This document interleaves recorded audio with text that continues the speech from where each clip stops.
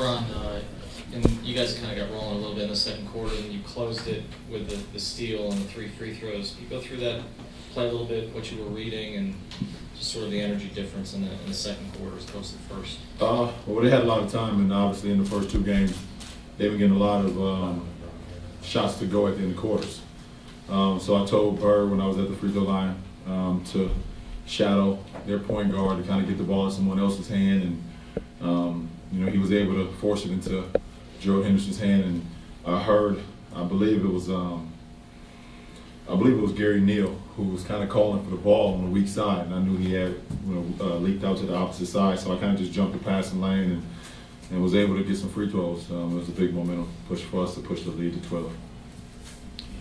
Can you talk a little bit about your defense? Again, that Charlotte had a good first quarter. Al got off to a good start, and the adjustments you made and really slowing him down in the second quarter. Well, I mean, we're a veteran ball club, and we don't ever get too rattled. And obviously, Big Al was spectacular to start the game, so we had to make adjustments. We had to fly around. We had to help our bigs even more on the perimeter, put some more pressure on Al, put some more pressure on their passers that was giving them the ball, and we was able to turn it around. LeBron, y'all kind of struggled on the road down the stretch of the regular season. How much were y'all looking forward to coming out on the road in this playoffs to get going? Well, I mean, the most important thing for us is that we're healthy right now, and we have our whole team. We can go 15 deep if need be, and to have that luxury to have our rotations down right now is big time for our team. LeBron, along those same lines, I guess, how much more confidence, or what's the difference in the confidence level this season compared to last year with Wade being healthy? Well, obviously, his health is very key to our success, and he feels extremely well right now, and he's playing well, and we need that. We have, we all come together for a reason, and it was not for one guy or for 2 guys to sit out or for anyone to be out. It's for all of us to be able to go out there and make contributions to help this team win and for this team to be successful. So, when all 3 of us are on the floor at the same time, it makes us even more dynamic. LeBron looked like third quarter you had a steal from McRoberts, and Where are you? over here. You had the steal from McRoberts, you had the dunk, and then looked like you looked over at Jordan for a second too. No, I don't start that.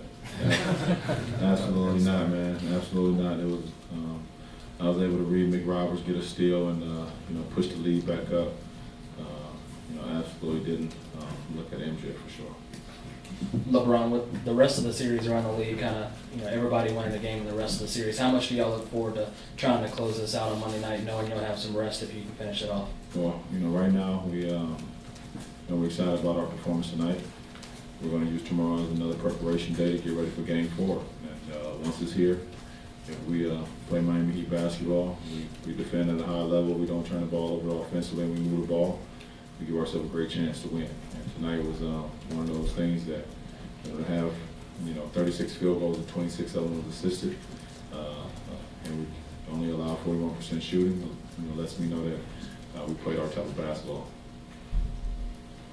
LeBron, at least there was 7 guys with at least 8 points. Is there a team you feel like when you guys are running like that, cooking everyone on offense, that can beat you guys? We feel when we play our game, we can beat anyone. Obviously, we're a confident ball club. We respect our opponents. We fear none. And when we have the ball moving like it was tonight, everyone's involved. Everyone feels involved. And even though we only shot 43% from the field, we got great looks. Our shooters got great looks all night. JJ and Ray. I was able to get some good looks. D-Wade got great looks. And we had contributions from everyone that came into the game tonight. Obviously, Bird was big time as well with his activities. So when we're well balanced, it makes us even more dangerous because you can't really just load up on one guy. LeBron, to your left, Eric talked a lot about you guys' disposition tonight, particularly after the first quarter. What looked different to you, and specifically how did that play into taking a pretty big lead at halftime into an even bigger one in the third quarter? We look different. I think we flew around a little bit more defensively. We covered for one another defensively. Obviously, Big Al played a lot of one-on-one basketball in the first quarter, which allowed him to get off to that great start. I think in the second quarter, we started to get some timely traps on him, and guys were just flying around. And also with our point guards did a great job of, as much as you can, keeping Kimbo in front of him. He's a very tough cover, very fast, very shifty. and our point guards, on the bigs that was calling, the pick and rolls out, giving them enough communication where they feel like they can be, can get over screens and keep them in front of them. So, that helped a lot. If I just giving up 19 points after giving up 27 points in the first quarter, big time for us. And regarding Chris Anderson, how different is the impact that he's making now compared to a year ago when he was still pretty fresh in your system? Well, he's a guy, there's not many guys in our league like him. Anytime you can have a guy like that on your team, it adds to how more dynamic it can be, his activity. I've been fortunate to play with two guys, Bird and Anderson Bergeron. Guys that just, they never get a set call for them. And everything they get is all activity. Offensive rebounding, defensively, they're always there for you. Defensive rebound, offensive rebound, and they're putting up putbacks, of that nature. And, their energy level is never down. They play to everything is gone out of the tank. And, you can always, appreciate someone like that. LeBron, Eric said that you guys came in today with an increased focus and increased mindset going into the shoot-around. How much of that might have been a result of game 2 and how close that game was, and you guys didn't want to leave anything in chains? Well, we understand that if we don't come out with a ready, sharp mindset that this team can beat us, we can be beat by anyone. We're not locked in. And, for us to come out and have that deposition, defensively, and to move the ball as we did, like I said, on our 36 field goals, we had 26 assists, and only committed 6 turnovers. That lets me know that we were locked in on what needs to be done and our keys to help us win this game. And, started this morning at 10:30. LeBron, you alluded to the team's health earlier. Just if you can close out on Monday, how important would that be to get a bit of a longer respite before the next round? Well, any type of rest you can get during the playoffs is always beneficial. And but for us, it's how you play. It's how we play on Monday. You give ourselves the best chance to win.